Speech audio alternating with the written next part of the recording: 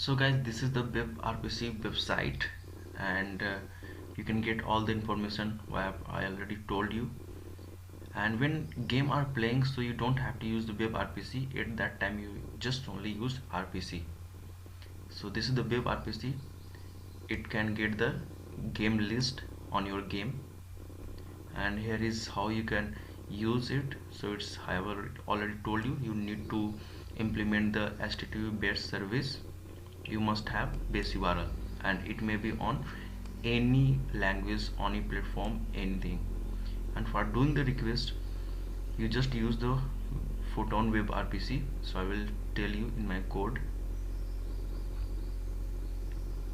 So sending secure data, it use the encryption method, so you don't have to worry about anything. And if in response, I have told you that you get the many things like result code, data, and one message, and that after the troubleshooting problem. So the basic example, you can get the game list by using the web RPC, and you can set the many data to the server. So let me show you my code. So first thing, I want to show you how you can make the request. Game controller, okay.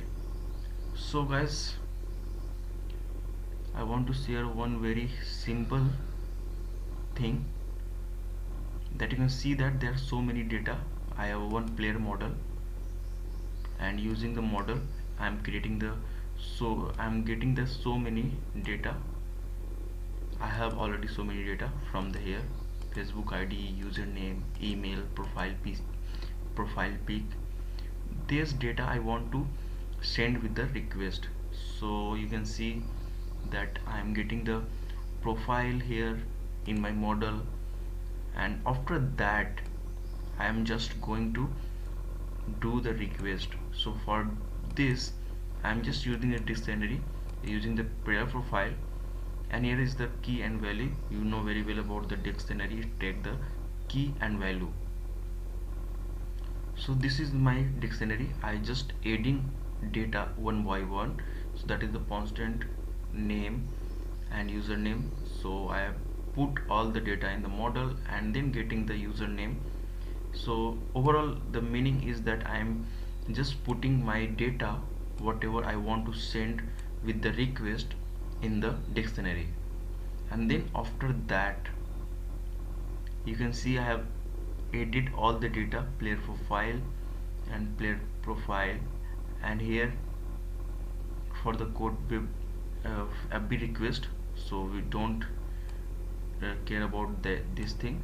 You just focus on the, you are adding the data in the player profile.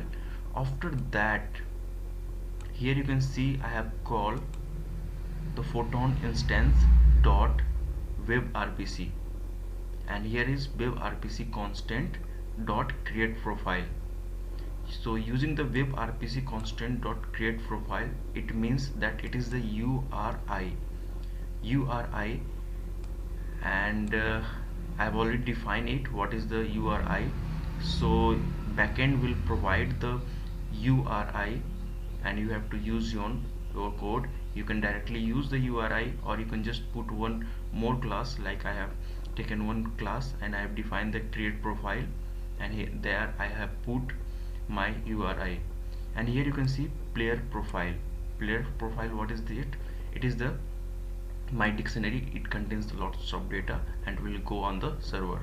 So you can see how we are doing the request. It is the only just Photon instance, and I don't think you need to explain about the Photon instance. I have already said so many things about the Photon instance. So after that, you have to just call it, and then after, when you request the, so you just get the response. I have told how you get the response. So first of all, I have one method, that is the on web response. So in your game, you put the Photon manager class and game manager class. So here you will get all the response, web RPC response. So here you can see that is the response, and you can print the response and debug the response. You will get all the JSON value, and you will able if you are doing the debugging, so you'll able to see all the JSON. After that, it match the, you can see it try to match the create profile, means it try to match the URI. I've already told you what is the URI. That is the URI here. This is the URI.